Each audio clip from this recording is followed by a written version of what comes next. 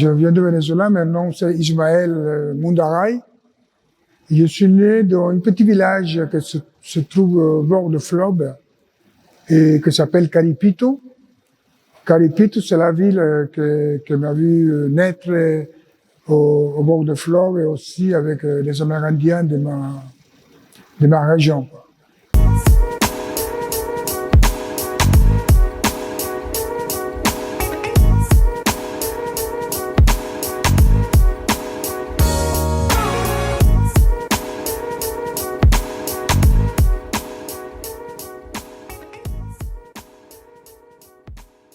Et c'est là que j'ai vécu ma vie d'enfance avec les Amérindiens et aussi avec les Noirs qui sont venus de l'Afrique à l'époque pour le post-colonial.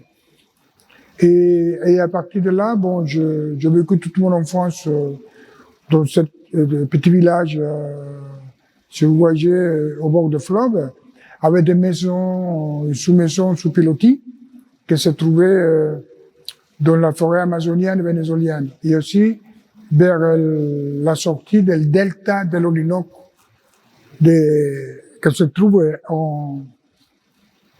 et qui descend vers l'Atlantique.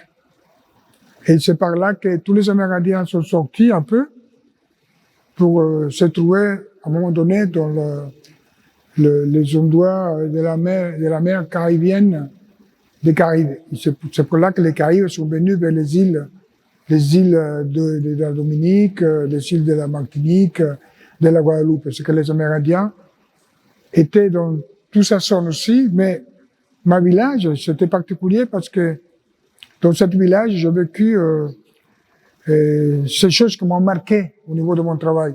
Et c'est la raison pour laquelle je cherche à exprimer ce que j'ai vécu pendant toute mon enfance, de cette période de mes premières années, en contact avec les Amérindiens de la zone.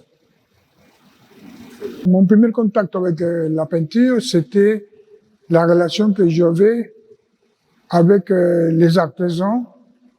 Les artisans, parce que c'était à l'époque, c'était des artisans qui faisaient un peu la peinture sur des meubles, sur des objets, sur la calebasse, sur quelques éléments, objets de la nature, et aussi, pourquoi pas, les flèches, et aussi la peinture sur le corps des Amérindiens. C'est-à-dire que mon premier contact avec la peinture, c'était un peu ça. Et après, dans le temps, parce que mon père et ma mère,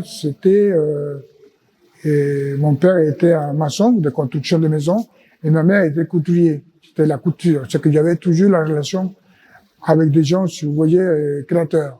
C'est que la création ne vient pas d'une façon empirique. Je ne sais pas si on dit ça en français, mais je pense qu'il y a eu une connexion de ces milieux spécifiques en contact avec les Amérindiens et en contact aussi avec une population qui était créative, très créative.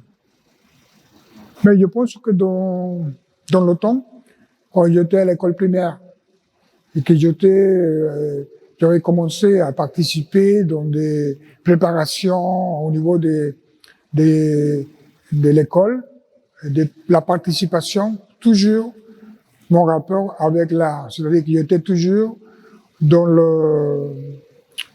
l'esprit de participation au niveau de mon expression en tant qu'artiste, autant qu'avoir le besoin de m'exprimer avec l'art. Et c'est à partir de cette école que j'ai eu l'école primaire et aussi le lycée, que j'avais cette participation et la plupart de mon expression à ce moment-là. Et à partir de là, je suis allé à l'université, et à l'université, ça continue. Et ça continue que je faisais mes études d'ingénieur, parce que je suis ingénieur de formation, mais ma passion, c'était l'art. Et j'ai vu que c'était important de chercher les moyens d'aller vers les écoles d'art, et j'ai eu la chance d'avoir un atelier, seulement qu'un atelier, que j'ai appelé l'atelier de gravure.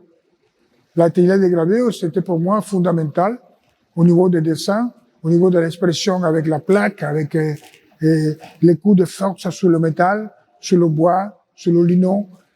Et ça m'a permis de rester dans cette école un peu comme 3 ans. Et c'est une école de gravure. Je n'ai pas fait les écoles de beaux-arts dans le contexte d'avoir un diplôme supérieur d'art. Non.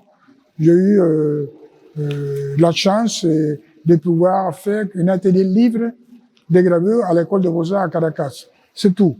Et après, bon, j'ai commencé à développer mon travail et voir la nécessité et le besoin de rentrer dans la peinture. Mais avant ça, c'était la gravure. C'est la raison pour laquelle, quand je suis allé à la Biennale de La Habana, que j'ai rencontré le directeur de l'école de beaux-arts de la Martinique, à l'époque c'était Maurice Xavier.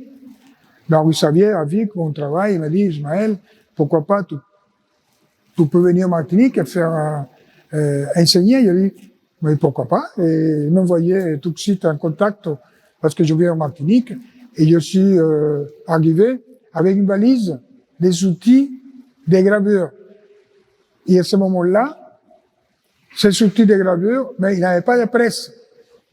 Il n'y avait pas la presse en Martinique. Et on a fait venir la presse de France pour monter l'atelier de gravure dans l'école d'art.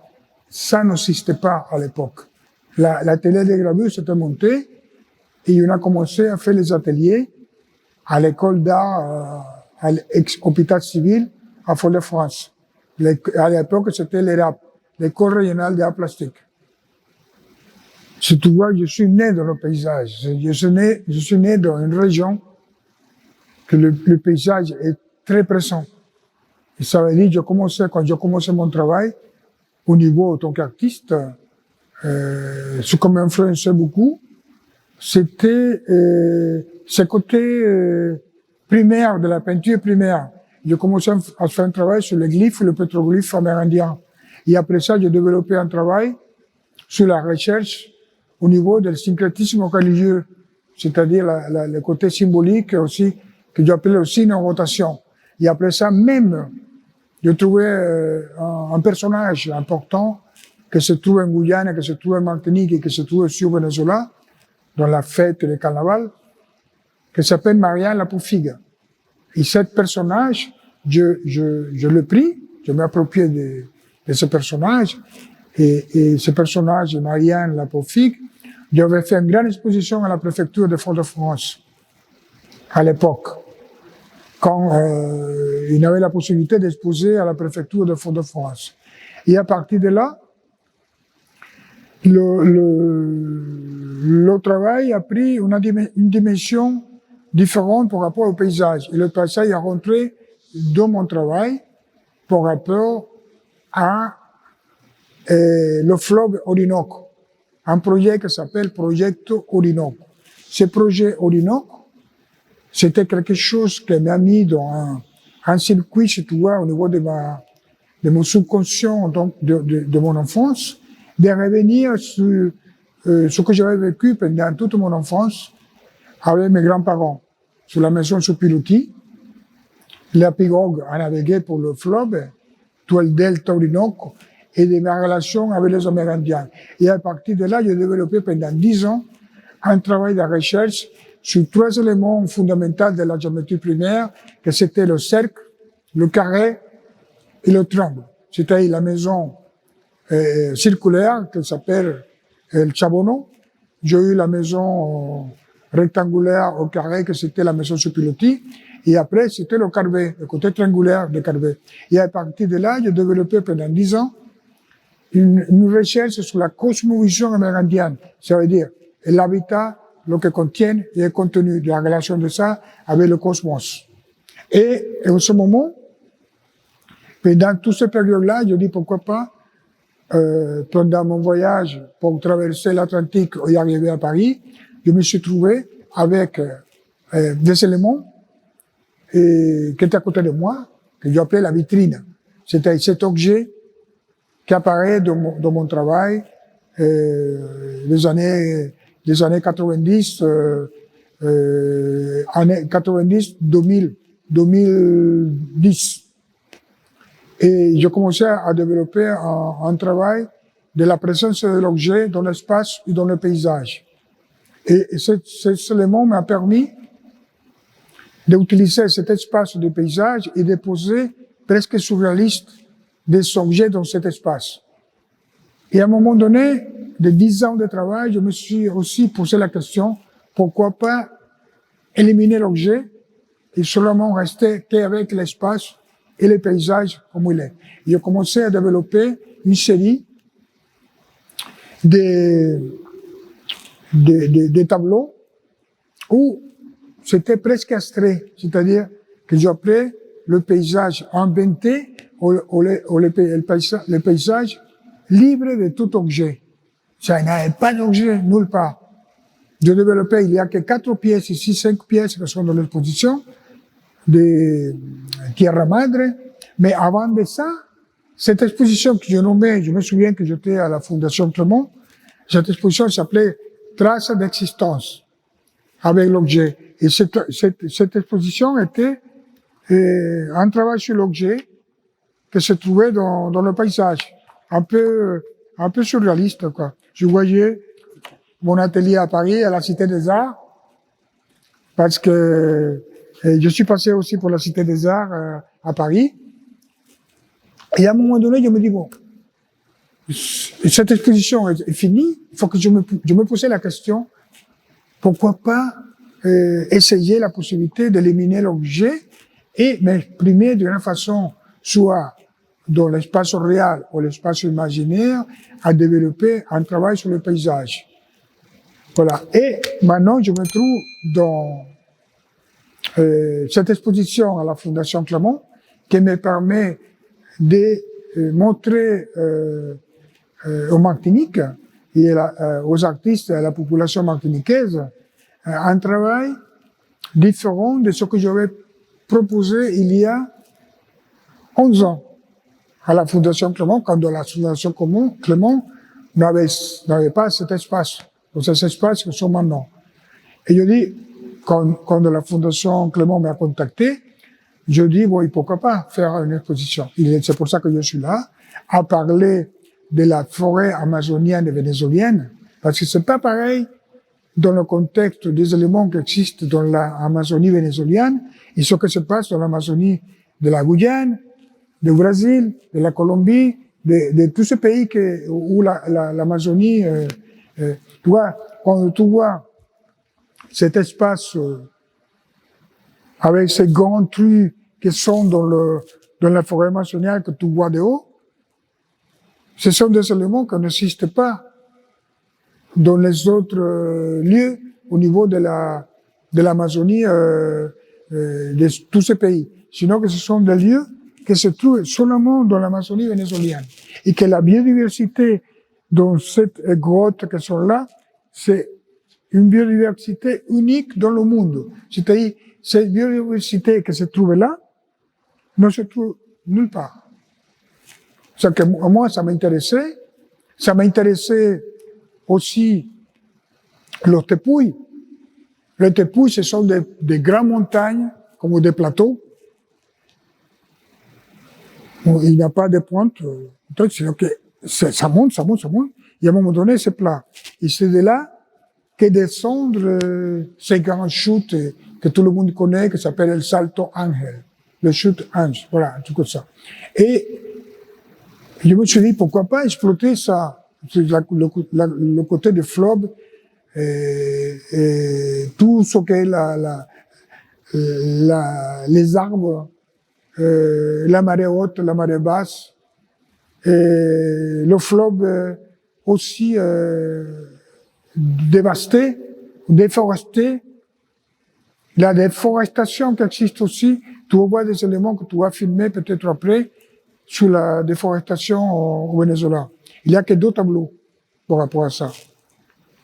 Et quand tu vois sa vision photogrammétrique, ou photogrammétrique aérienne, photogrammétrie aérienne, qui m'a permis mes études d'ingénieur, d'avoir une vision à bol de oiseaux par rapport à la photogrammétrie, soit terrestre ou soit la photogrammétrie aérienne.